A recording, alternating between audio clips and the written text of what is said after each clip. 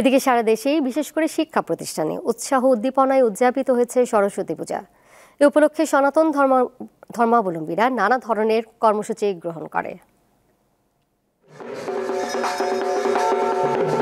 চট্টগ্রামে উৎসব মুখর পরিবেশে অনুষ্ঠিত হয় সনাতন ধর্মাবলম্বীদের ধর্মীয় উৎসব বিদ্যার দেবী সরস্বতী পূজা। সোমবার ভোরে আলো ফোটার সাথে সাথেই মণ্ডপগুলোতে বাড়তে থাকে পূজারীর সংখ্যা।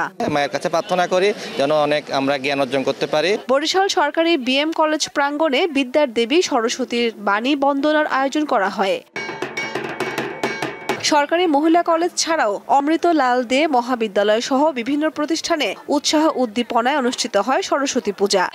আমরা যেন সবাই ভালো থাকি, সবার কল্যাণ কামনা করা, পরিবারের দেশের সবার কল্যাণ কামনা করা এবং ভালো একটা পজিশনে যাওয়া, এই ইচ্ছে।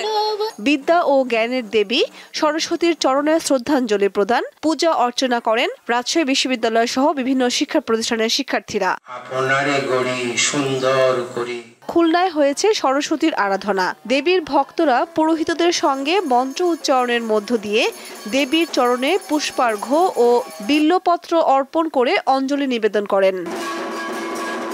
এছাড়াও ময়মনসিংহেও উৎসব মুখর পরিবেশে জ্ঞান, বিদ্যা ও আরাধনার দেবী সরস্বতী পূজা উদযাপিত হয়েছে। কামরুন নাহার, দীপ্ত বার্তা কক্ষ।